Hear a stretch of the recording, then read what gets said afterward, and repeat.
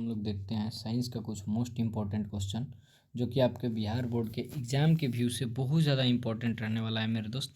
इसी टाइप का same type का क्वेश्चन आपका आने वाला है बोर्ड एग्ज़ाम में, और अभी सेंटअप एग्ज़ाम में भी बहुत सारा क्वेश्चन इससे टैली करेगा। इस साथ ही हम आपको बता दें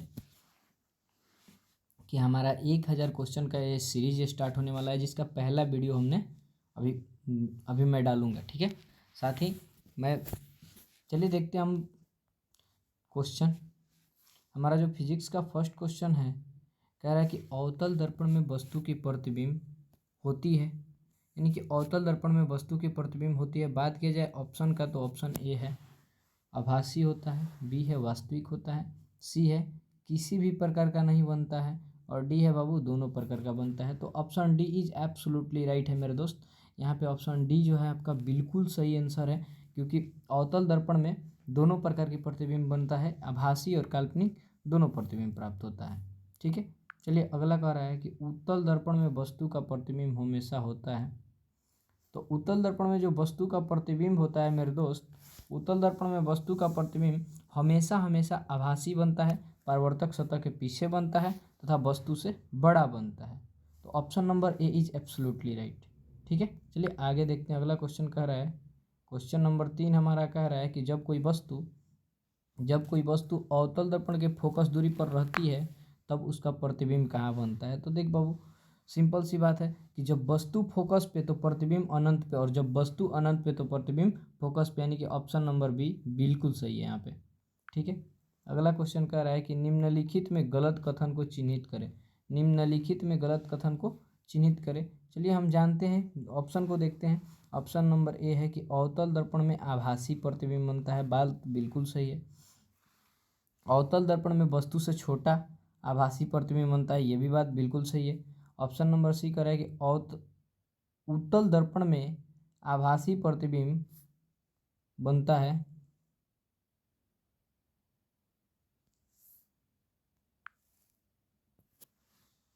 और ऑप्शन नंबर डी कह रहा है कि उत्तल दर्पण में वास्तविक प्रतिबिंब नहीं बनता है। तो देखिए बात की जाए पर राइट ऑप्शन का, तो option number B is absolutely right, क्योंकि अवतल दर्पण में वस्तु से छोटा और आभासी प्रतिबिंब नहीं बनता है। जो अवतल दर्पण में आभासी प्रतिबिंब बनता है वो वस्तु से हमेशा बड़ा बनता है। क्या बनता है? बड़ा बनता है, ठीक है। चलिए देखते हैं अगला क्वेश्चन कि उत्तल दर्पण में किसी वस्तु का उल्टा प्रतिबिंब बनता है। उत्तल दर्पण में किसी वस्तु का उल्टा प्रतिबिंब बनता है। ऑप्शन नंबर ए किसी भी शर्त में नहीं, बी जब दर्पण वस्तु से बहुत दूर रहती है, और ऑप्शन नंबर सी है जब वस्तु की दूरी त्रिज्या की दूरी के बराबर रहती है। बात की जाए पर राइट ऑप्शन का, तो option number A is absolutely right. उत्तल दर्पण में कोई भी प्रतिबिंब उल्टा प्राप्त नहीं होता है। अगला क्वेश्चन कह रहा है, अगला क्वेश्चन हमारा काफ़ी मस्त क्वेश्चन है। कह रहा है कि गोलीय दर्पण में कौन सही है, ठीक है। एफ बराबर r/3 कि एफ, या ऑप्शन नंबर बी है एफ बराबर r/2, एफ बराबर 2r। यहाँ पे ऑप्शन राइट ऑप्शन का बात की जाए तो बाबू option number B is absolutely right, क्योंकि बाबू यहाँ पे केवल और केवल यही सही है, एफ बराबर r/2, एफ बराबर r/2, क्योंकि फोकस दूरी जो होती है वक्रता त्रिज्या की दुगनी होती है, यानी कि एफ बराबर r/2 या r बराबर 2f। अगला क्वेश्चन चलिए देखते हैं हम। अगला क्वेश्चन, दाढ़ी बनाने के लिए उपयोग में लाया जाता है। ऑप्शन नंबर ए समतल दर्पण, बी अवतल दर्पण, सी उत्तल दर्पण, और डी है परवलयीय दर्पण। बात की जाए राइट ऑप्शन का, तो option number B is absolutely right. अवतल दर्पण का उपयोग दाढ़ी बनाने में किया जाता है। अगला क्वेश्चन है कि मोटर चालकों के समीप कौन सा दर्पण होता है, ठीक है। ए समतल दर्पण लगा रहता है, बी अवतल दर्पण लगा होता है, सी उत्तल दर्पण लगा होता है, और डी परवलय दर्पण लगा रहता है। तो बात की जाए राइट ऑप्शन का, तो option number C is absolutely right. Motor चालकों के समीप उत्तल दर्पण, और बाबू गाड़ी के हेडलाइट में अवतल दर्पण।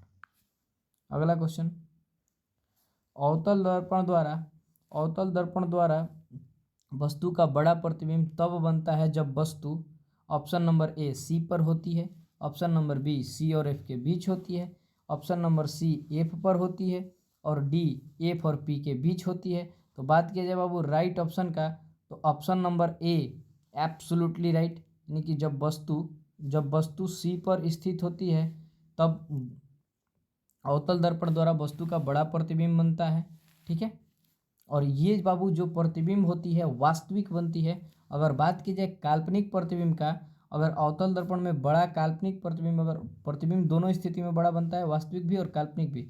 बात की जाए बाबू आभासी प्रतिबिंब का, तो option number B is absolutely right. जब सी और एफ के बीच होती है तो काल्पनिक प्रतिबिंब बड़ा प्राप्त होता है, इसलिए इसमें बताया नहीं गया कि काल्पनिक है या वास्तविक है। ठीक है, इसलिए दोनों ऑप्शन आपका बिल्कुल सही है। जब काल्पनिक पूछेगा तो बी ऑप्शन सही है, और जब अब वास्तविक पूछेगा तो ऑप्शन नंबर ए सही है। ठीक है, चलिए देखते हैं नेक्स्ट क्वेश्चन। अगला क्वेश्चन काफ़ी मस्त क्वेश्चन है बाबू। इस टाइप का क्वेश्चन आपके पेपर में रहने वाला है कि अवतल दर्पण की फोकस दूरी उसकी वक्रता त्रिज्या की होती है। अवतल दर्पण की फोकस दूरी उसकी वक्रता त्रिज्या की होती है। तो फोकस दूरी जो होती है वक्रता त्रिज्या की आधी होती है, क्योंकि आपने पढ़ा होगा बाबू एफ बराबर आर बाई टू, एफ बराबर आर बाई टू और आर बराबर टू एफ। ठीक है, अगला क्वेश्चन कह रहा है, अगला क्वेश्चन काफ़ी मस्त क्वेश्चन है, न्यूमेरिकल बेस्ड क्वेश्चन है मेरे दोस्त, कि एक अवतल दर्पण की फोकस दूरी 10 सेंटीमीटर है, इसकी वक्रता त्रिज्या होगी। जब फोकस दूरी 10 सेंटीमीटर है तो वक्रता त्रिज्या होगी। तो अभी हम लोगों ने पढ़ा है कि एफ कब बराबर होता है, जब एफ इंटू टू होता है तो आर के इक्वल होता है, यानी कि option number B is absolutely right, 20 centimetre. ठीक है, चलिए देखते हैं अगला क्वेश्चन। अगला क्वेश्चन काफ़ी मस्त क्वेश्चन है मेरे दोस्त। अगला क्वेश्चन काफ़ी मस्त क्वेश्चन है, कह रहा है कि एक अवतल दर्पण की वक्रता त्रिज्या 20 सेंटीमीटर है। अवतल दर्पण की वक्रता त्रिज्या 20 सेंटीमीटर है। दर्पण के सामने ध्रुव से 8 सेंटीमीटर की दूरी पर एक वस्तु स्थित है, तो इसका प्रतिबिंब होगा। तो देखिए मेरे दोस्त, कहाँ बनेगा, यानी कि वस्तु की स्थिति बताया गया और प्रतिबिंब की स्थिति हमसे पूछा जा रहा है। ऑप्शन नंबर ए है दर्पण के फोकस पर। तो बाबू दर्पण के फोकस पर प्रतिबिंब तभी बनता है जब वस्तु अनंत पर स्थित होता है, और जब फोकस पर वस्तु स्थित होता है तो प्रतिबिंब अनंत पे बनता है, यानी कि ऑप्शन ए और बी तो हो नहीं सकता है। दर्पण के पीछे तब बनेगा जब सी और एफ के बीच रहे, सॉरी पी और एफ के बीच रहेगा। ठीक है, पी और एफ के बीच, यानी कि ध्रुव और फोकस के बीच रहेगा। तो यहाँ पे बात बच जाता है आपका option number D. Option number D is absolutely right. दर्पण के आगे फोकस और वक्रता त्रिज्या के बीच बनेगा। कहाँ बनेगा, फोकस और वक्रता त्रिज्या के बीच बनेगा। और चलिए अगला क्वेश्चन देखते हैं मेरे दोस्त। कह रहा है कि अवतल दर्पण के सामने 2 सेंटीमीटर ऊंची एक वस्तु की ऊंचाई दे दिया 2 सेंटीमीटर, तो उसका प्रतिबिंब दर्पण में आभासी 6 सेंटीमीटर ऊंचा बनता है। तो प्रतिबिंब, देखिए बाबू यहाँ पे दे दिया आपका वस्तु का ऊंचाई और प्रतिबिंब का ऊंचाई। ठीक है, अब हमसे पूछ क्या रहा है, प्रतिबिंब की स्थिति कहाँ बनेगा।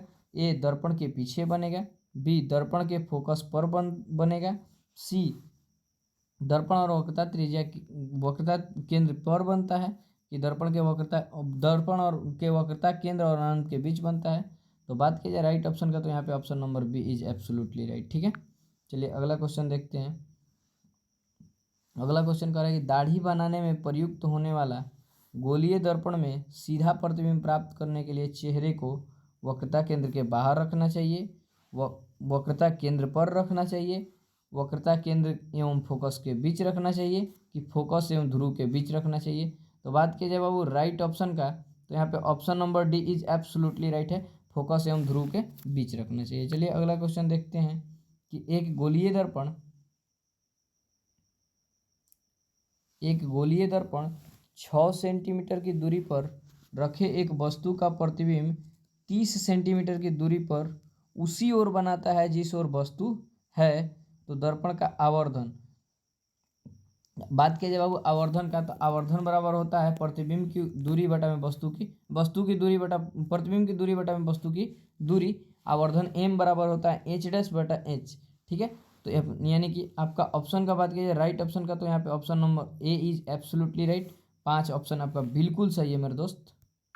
ठीक है, अगला क्वेश्चन है, एक अवतल दर्पण एक अवतल दर्पण की वस्तु की स्थिति ध्रुव और फोकस के बीच है तब उसका प्रतिबिंब, जब बाबू अवतल दर्पण में वस्तु की स्थिति क्या है, ध्रुव और फोकस के बीच है, ध्रुव और फोकस के बीच है,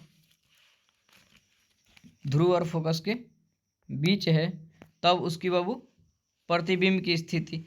तो बात की जाए बाबू राइट ऑप्शन का, तो ऑप्शन बी यहाँ पे बिल्कुल सही है, आभासी और बड़ा बनेगा। कहाँ बनेगा, जब कोई भी बाबू वस्तु ध्रुव और फोकस के बीच स्थित होता है अवतल दर्पण में, तो आभासी प्रतिबिंब और वस्तु से बड़ा और परावर्तक सतह के पीछे प्राप्त होता है। ठीक है, चलिए देखते हैं अगला क्वेश्चन। काफ़ी मस्त क्वेश्चन का ये सीरीज है।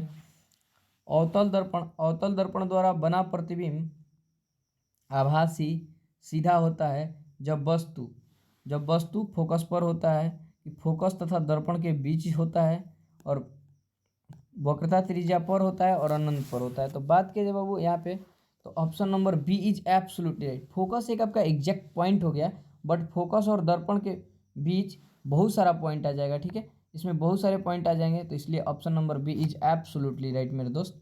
ठीक है, अगला क्वेश्चन चलिए हम लोग देखते हैं। अगला क्वेश्चन कह रहा है कि उत्तल दर्पण में बना प्रतिबिंब हमेशा होता है, उत्तल दर्पण में बना प्रतिबिंब हमेशा होता है। तो उत्तल दर्पण में प्रतिबिंब हमेशा काल्पनिक बनता है, और काल्पनिक प्रतिबिंब हमेशा हमेशा मेरे दोस्त सीधा होता है, इसलिए option B is absolutely right. चलिए अगला क्वेश्चन देखते हैं।